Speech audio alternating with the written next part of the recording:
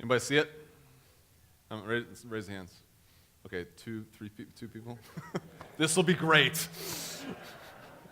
Well, as Jeremy said, we're starting a new series this morning. It's called Rooftop in the Movies. And during this series, we're going to be discussing some summer blockbusters to see if they have anything to teach us about life and faith. As you probably know from my nausea-inducing stream of cinematic references, I love movies.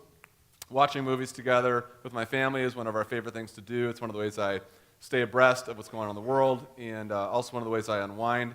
And I personally think that even God's people have plenty to discuss and even learn from some of the stories we watch on the silver screen. So I'm really looking forward to this series. In fact, I've wanted to do this series for a while, even from our first year, as Jeremy referenced earlier. But it always kind of gets bumped aside.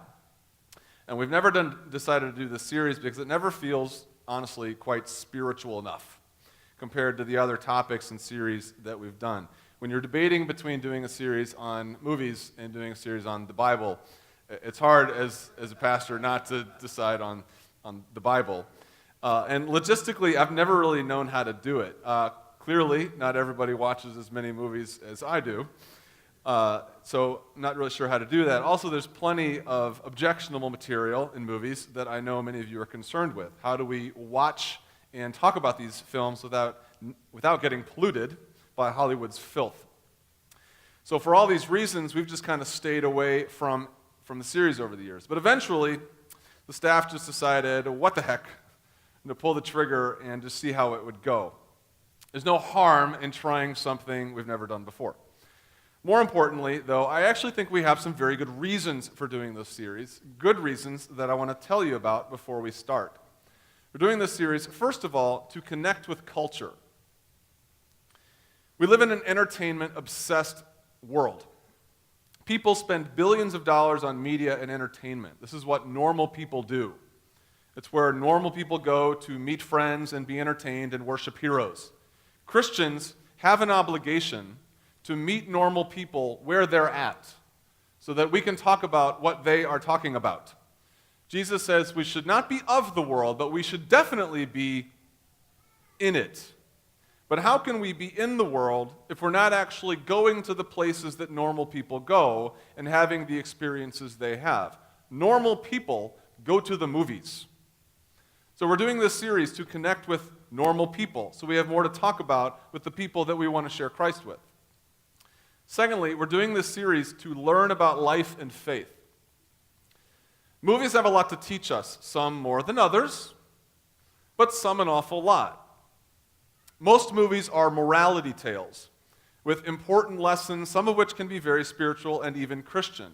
All truth is God's truth, whether you get it from a magazine, a book, in the Bible, or if you see it at the multiplex, it's still God's way of teaching us something we need to learn.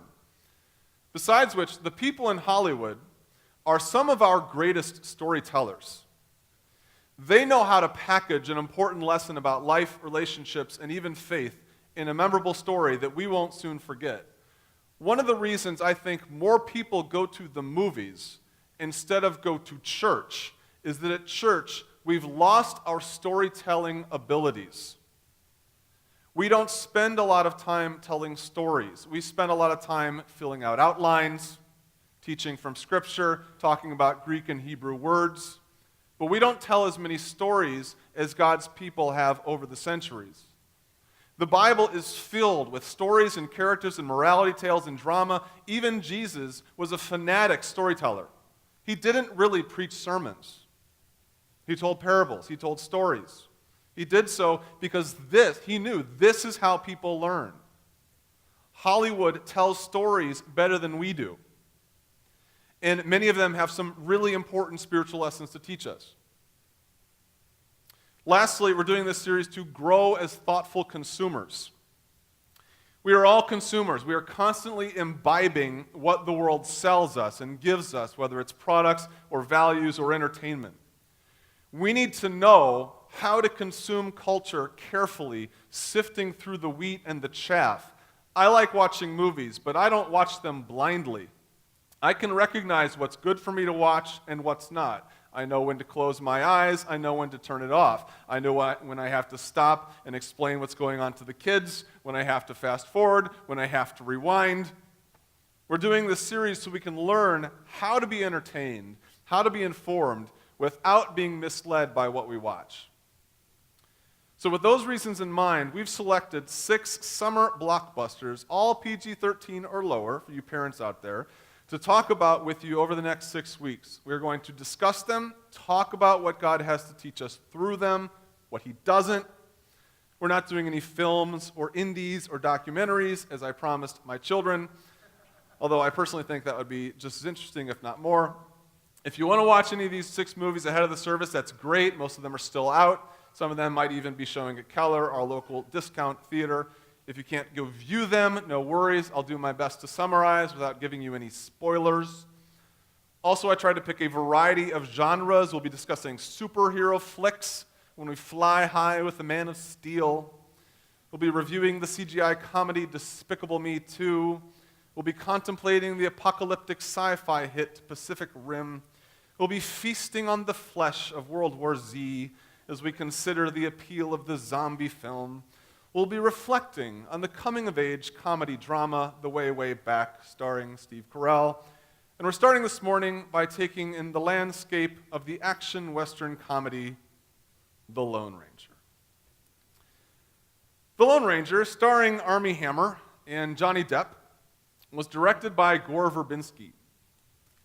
So far, it has performed poorly at the box office and was panned by critics who did not care for the slapstick comedy, the exaggerated action sequences, the anachronistic dialogue, the plot filled with holes, the underused female lead, and the unnecessary length. Even before the movie was released, it already had its problems. At one point, production was shut down due to budgetary concerns. It was restarted only after all the principals agreed to a 20% pay cut. More seriously, a diver actually died on the set while filming the movie. And also, as you've heard, Johnny Depp's casting as Tonto was controversial. He says that he is maybe perhaps slightly part Indian, maybe perhaps slightly on his great-grandma's side. In a politically correct culture, plenty of groups took issue with that. What's more, after its release, several cleft lip parents organizations took issue with the bad guy, Butch Cavendish, played by William Fichtner. In the film, Cavendish has a cleft lip and a scar to show for it. Parents from the Cleft Lip and Palate Association wonder why, of all the characters, the wicked evil bad guy has the scarred cleft lip. Is it because people with scarred lips are supposed to be scary? But I'm getting way ahead of myself. The movie isn't doing well, but the story has been around a long time and will most likely outlive this poor remake. The original Lone Ranger tale was conceived by writer Fran Stryker for a long-running radio program in the 1930s. The story has been adapted to various media over the decades and was successful as a comic book franchise, as a book series, as a television show, even in movie form. For the most part, all the stories follow the same basic narrative. In the story, 2 brothers, John and Dan Reed, are part of a posse of Texas Rangers who head out to bring legendary bad guy Bartholomew Butch Cavendish to justice for some terrible crime. The posse is betrayed by its guide and led into an ambush. Butch and his gang kill 5 of the Rangers. One Lone Ranger, John Reed, is mistaken as dead, but is barely alive. The Rangers are left to rot in the sun until they are found by a wandering Indio named Tonto. Tonto buries the 5 bodies and nurses John back to health. He digs a 6th grave to protect John Reed by making Cavendish think he's dead. Reed fashions a mask out of his brother's vest, and with Tonto sets out to bring Cavendish to justice for killing his brother. I won't spoil the ending of the movie for you by telling you if the good guys win, but I would remind you that it's produced by Disney.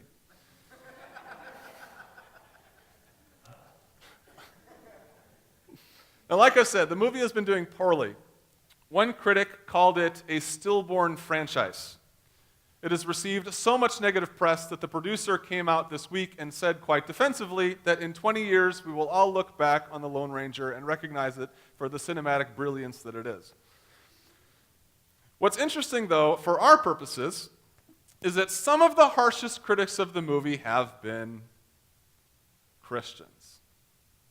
Jeffrey Weiss from Religion News Services wrote an editorial entitled "The Lone Ranger Remake Thrashes Christianity."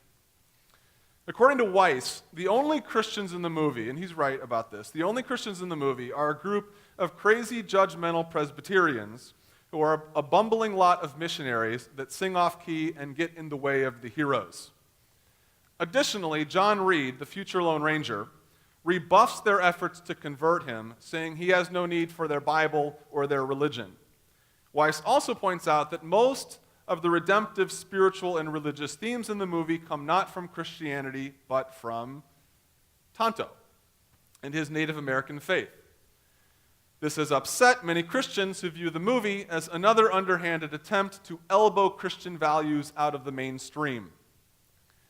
Personally, I think that's all overblown. The movie wasn't made for or by Christians. It's not a religious film. I didn't go thinking it would be. Christians are very fond of judging a non-Christian world for not being Christian enough, which, if you think about it, makes absolutely no sense at all. Besides which, even if its portrayal of Christians is a serious matter, why should we get upset when Christians are portrayed as a crazy, judgmental, bumbling lot of missionaries that sing off-key, when we are, in fact, a crazy, judgmental, bumbling lot of missionaries that sing off-key? So I'm not bothered by our portrayal. In fact, even though the movie leaves much to be desired, I didn't think it was as bad as everyone thought, and I actually think there's a lot of redemptive themes in the movie that are perfectly biblical and give us a lot to think about. Let me mention two of them, and then we're going to zero in on a third. For example, in the movie, Tonto identifies John Reed as someone he calls the Spirit Walker. This is not from the original series, and is a new theme to the story. According to Tonto, by virtue of his miraculous survival in the canyon, John Reed has been selected by the Great Spirit, the Indian god, as one who will never face death in battle. John doesn't believe him initially, let alone even get what he's talking about. Eventually, though, John begins to trust in his fate as a hero who can stride above death. With that courage, he's able to gallop into some daunting situations with courage he had never known. I am not endorsing Native American religion, but this is a perfectly Christian idea. Seeing John Reed fly on his horse Silver into a flurry of bullets, inspired by his identity as the Spirit Walker, made me wonder what sort of daunting situations we would not be afraid to enter if we really believed the same about ourselves, which is even more true, that we too will never die in battle. Sure, we will all die. But Jesus says the same thing, that if we follow him, we will never die in any sort of meaningful way. We will live forever beyond the eventuality of death. He says in John that whoever obeys my words will never ever see death. And the author of Hebrews writes that Jesus has freed those who for all their lives were held in slavery by their fear of death. This is not a Hollywood script writer speaking. This is the author of life himself. With what daunting situations in life do we avoid because we're not sure we're going to survive them? What challenges would we fly into knowing that whatever happens, we won't die from them? I'm not talking about shootouts at the OK Corral. I'm just talking about difficult conversations, what we know we need to have.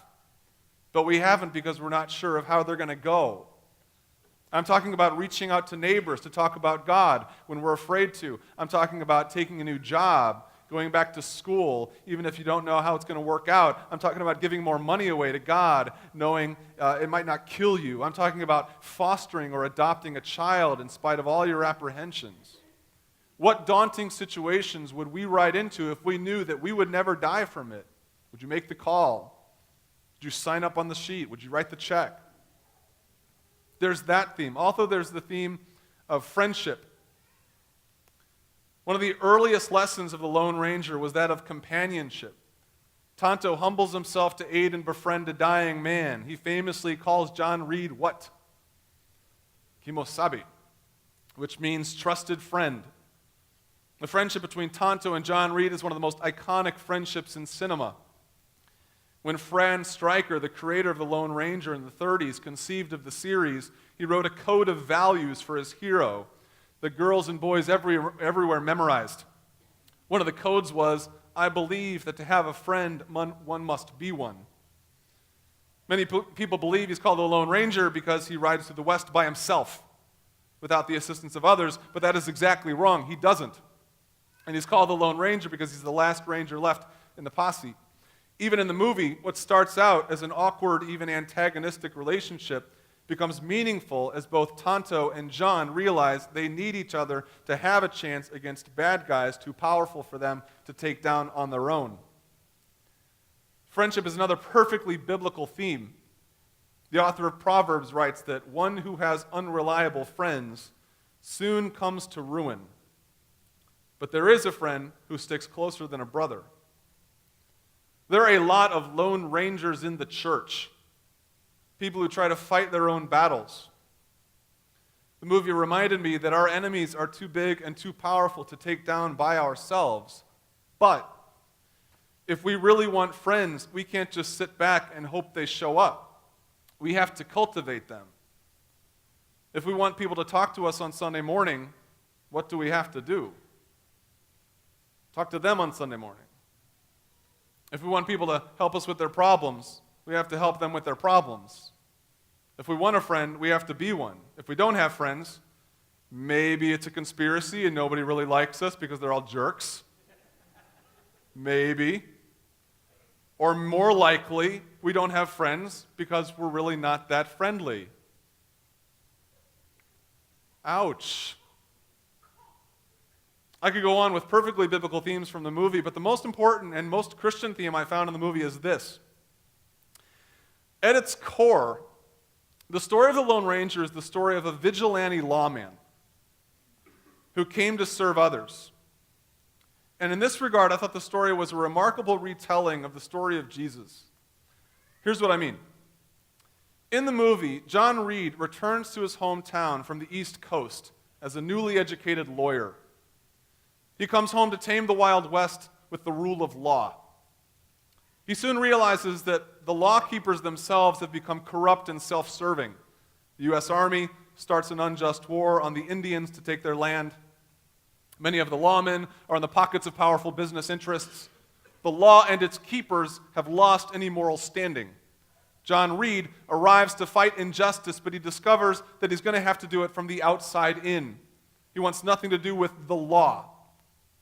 So he rides around the law as a masked vigilante, serving the powerless where the law wouldn't. And at one key point in the story, he realizes what he has to do, and he remarks, if these men represent the law, I'd rather be an outlaw.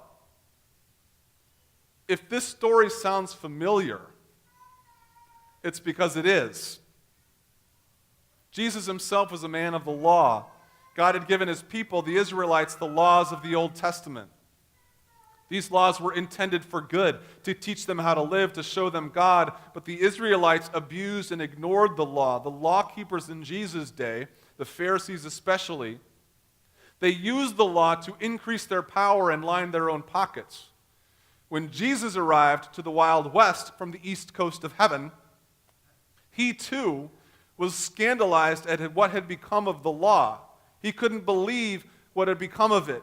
But he refused to let it stop him from doing what he came to do. He was constantly getting into trouble with the lawmen, the Pharisees and the law keepers, for breaking the law to do good.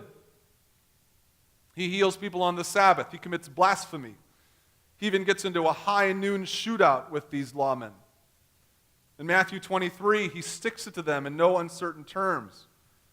Then Jesus said to the crowds and to his disciples, the teachers of the law and the Pharisees sit in Moses' seat, but do not do what they do, for they do not practice what they preach. They tie up heavy loads and put them on men's shoulders, but they themselves are not willing to lift a finger to move them. Now, I don't think the script writers were writing a story about Jesus. They didn't sit down and ask, how can we use the Lone Ranger to write a parable about an outlaw named Jesus? So then what is my point? Is my point simply that this is an interesting parallel? No. My point is that this story is universal. This is what we do with laws. We take the law, which was meant for good, and corrupt it to suit our own purposes. We are all natural lawbreakers and law abusers, and this is true with actual laws or religious laws or any kind of law. I don't want to get too political here, so I'll be careful, but here's an example. Look at what apparently has happened at the IRS. The IRS, if you can suspend your disbelief here, is a good thing. Just go with me. The IRS is a good thing. They collect tax money to pay for government services. But because people are innately corrupt, certain people in the IRS used the law to suit their own purposes. They targeted and penalized groups of people they didn't like to protect their own power. It wasn't the law that was the problem, but the lawmen. So instead of the IRS doing what it should do, helping and serving people, it did the opposite. This is what we do, though. We take the law and we corrupt it to serve our own purposes. Even Christians do this. The only people who like laws more than the government are religious folk. And we also write and interpret laws to protect our own interests. Laws on how to dress, how to talk, how to think, how to worship, how to behave. And we enforce these laws in a way that protects our own interests instead of helping the people that we're designed to help. I remember many years ago, for example, I was at a children's church camp. It was a fun church camp, but also kind of stuffy and uptight, if you know what I mean. I was listening to a preacher speak to a bunch of kids. In the middle of the sermon, one of the kids raised his hand with a question. The preacher was confused. This had never happened. He paused for a second. He told the child to put his hand down because you shouldn't interrupt a preacher with questions. It was kind of a law. He would gladly answer his question after the sermon was over. I remember thinking that would be pointless because I'm pretty confident the kid isn't even going to remember his question afterwards. But more importantly, I saw another example of religious people sticking to the rules and hurting the people they were supposed to help. Nobody was listening to his sermon anyway. What's the harm in stopping to answer this child's question? We like passing rules and laws that make it hard to help people. Like Jesus said, we tie up heavy loads and put them on men's shoulders, then we refuse to lift a finger to help. We tell people how to think, how to behave, how to dress, what to do, then we don't even do it. That's why Jesus came as a lawbreaker. He healed people on the Sabbath, even if it meant breaking the law. He spoke blasphemy by calling himself the Son of God, even when it upset the sheriff. He died on a cross for our sins when everybody said, the Messiah can't do that.